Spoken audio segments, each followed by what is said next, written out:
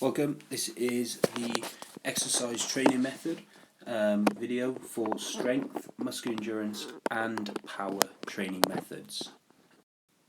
So, what training methods are used for those areas is the first question. So we're looking at strength, muscular endurance and power. And here are the answers.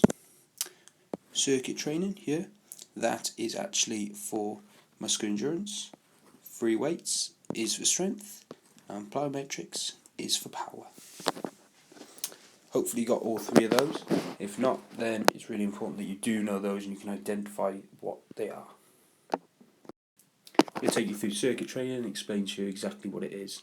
So it's moving from one exercise to another at a series of stations. It can be adapted to improve muscular strength, muscular endurance, or aerobic endurance, which is a big strength of it. Depending on the nature of the stations and exercise selected. So if you change the exercises you've got, or how long you're actually spending on the stations, that will change what you're actually working on.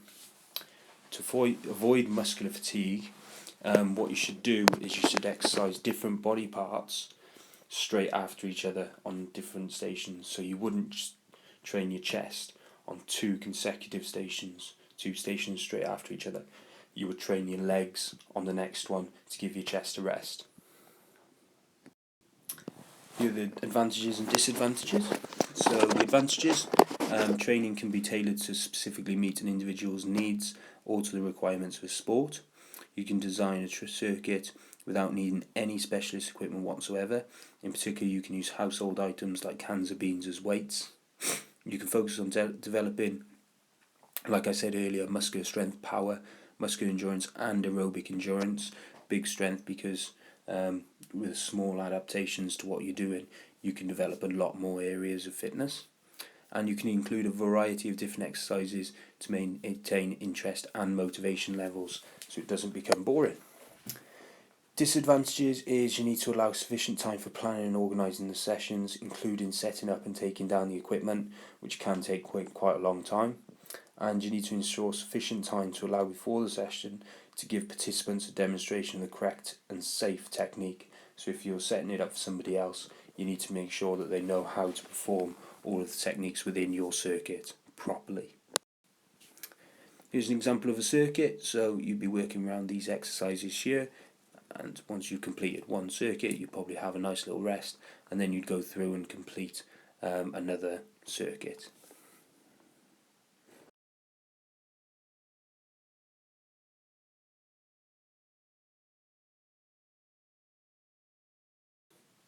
So free weights are performed with barbells or dumbbells, and you basically use them to perform a number of different movements.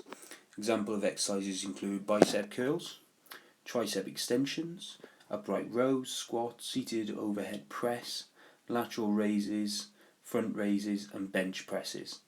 If you don't know what any of those are, then please come and ask me, because that might come up as a question in the exam. There is greater risk of injury when you use free weights compared to fixed resistant machines.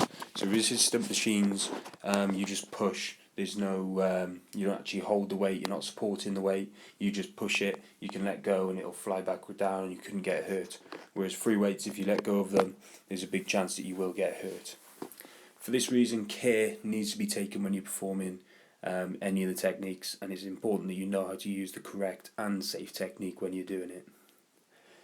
To minimise the risk, a spotter should be used. Now a spotter is somebody who's supporting you and watching you when you're doing it. So it means that if you do get into trouble, they grab the weight off you and support you to put it down safely so you don't get hurt. Some other things you need to know about free weights. So the breathing technique, what you should do is you should always breathe out as you're lifting the weight up. So when you're lowering it, you breathe in, and when you're lifting it up, you breathe out. You should always calculate the weight you're lifting using your 1 rep max. So your 1 rep max is the maximum weight you can lift for 1 rep, for 1 contraction, and you should always calculate what you're lifting from that. So if you're training for maximum strength, you should low reps and heavier weights. so 90% of your 1 rep max and only 6 reps. Training for strength endurance, use high reps and lighter weights. So you only use 50 to 60% of your 1 rep max, but you're doing 20 reps. Then somewhere in the middle for elastic strength, you use medium reps and weights. So you use 75% of your 1 rep max and you use 12 reps. So, advantages of free weights. Training can be sport specific, targeting specific muscle groups, which makes it obviously beneficial to whatever activity you're doing. It's effective method of training for strength and endurance gains, so it can be adapted to suit either of those two.